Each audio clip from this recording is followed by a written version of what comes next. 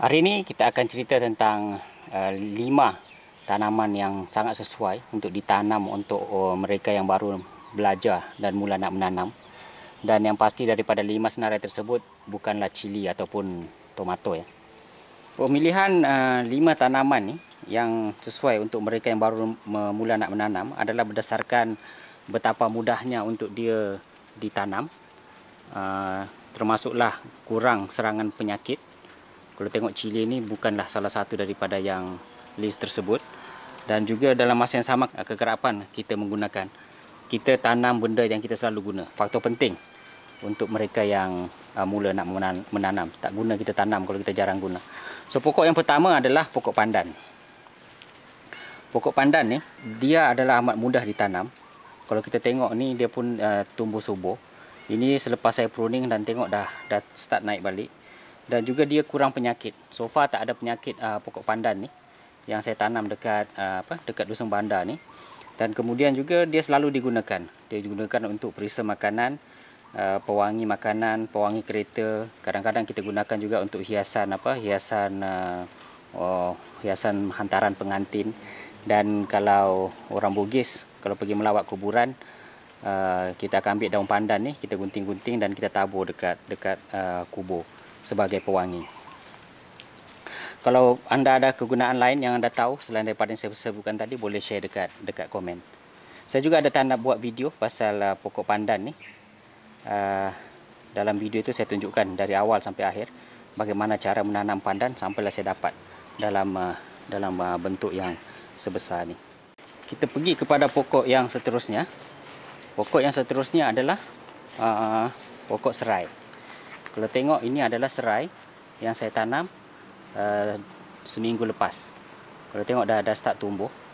Okey. Dan ini juga serai daripada yang ada dekat Dusun Bandar. Kalau tengok serai ni dia sangat subur. The reason kita tanam serai juga sebab serai dia amat mudah ditanam. Sama macam pandan, dia kurang penyakit dan juga ada pelbagai guna. So antara kegunaan yang saya tahulah, serai ni kita gunakan sebagai perisa makanan, pewangi makanan dan juga pewangi kereta kadang-kadang. Dan juga digunakan untuk sebagai minuman kalau dekat Thailand. Dan some people dia proses serai ni untuk dijadikan repellent, semburan untuk serangga. So saya juga ada buat video khas untuk yang berkaitan dengan serai daripada tanam sampai kita tuai. So ini adalah serai yang berumur dalam lebih kurang 6 bulan dekat Dusun Bandar. So kalau anda tahu lagi apa kegunaan serai selain daripada saya listkan tadi, boleh share dekat komen. Kita move kepada pokok yang seterusnya yang amat mudah ditanam dan kurang penyakit. Dan kelebihan pokok seterusnya adalah dia boleh ditanam di tempat yang redup. Kalau tengok dia ni tak kena cahaya matahari pun, tapi dia masih tumbuh dengan subur. Okey. So pokok seterusnya adalah ketumbar Jawa. So ketumbar Jawa ni dia boleh digunakan untuk, kalau saya selalu makan sebagai ulam. So memang sedap untuk dibuat ulam.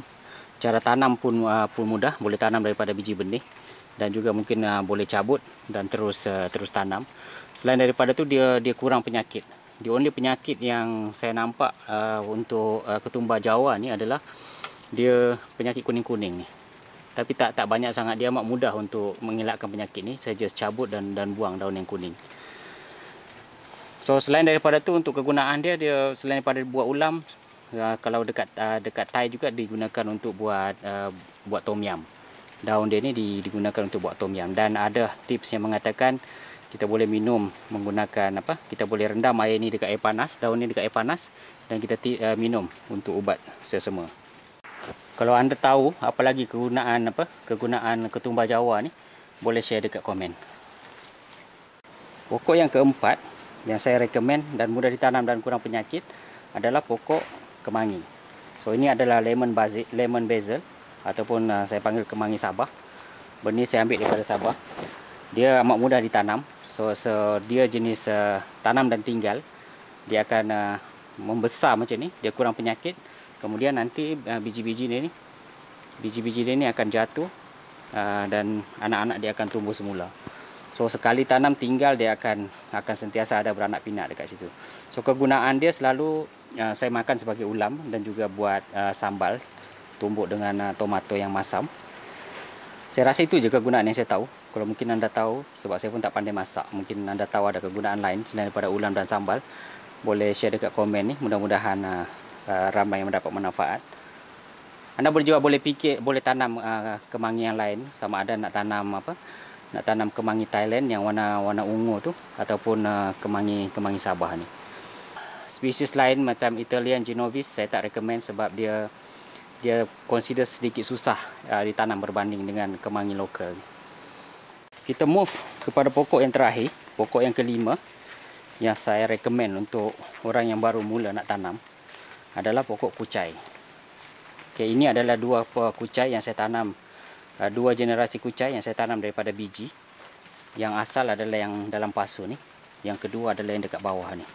The reason kucai ni sebab saya tengok kucai ni jarang, tak pernah lah dimakan, even siput babi pun tak makan kucai ni. Dan untuk kegunaan dia selalu saya tengok isteri saya dia letak dalam nasi goreng ataupun selalunya kalau buat kuih tiaw basah lah. Yang lain saya tak tahu lagi apa guna kucai. Tak tahu lah pula kalau ada yang buat minuman, tapi so far kucai yang saya tanam ni kucai yang ada bau macam bawang putih sedikit. Jadi tanamlah yang 5 ni dulu, insya-Allah anda akan berjaya, dan start daripada 5 nanti bila dah tera dah apakan semua, dah boleh start menanam pokok-pokok yang lain. Dan anda tengok ini adalah kegagalan saya dalam menanam pokok tomato.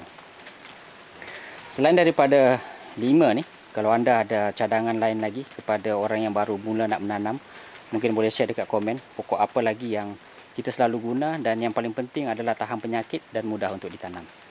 Semoga ini menjadi panduan kepada mereka yang baru nak belajar menanam, dan hopefully anda jangan berputus asa dan keep on menanam. Itu saja, semoga dapat membantu.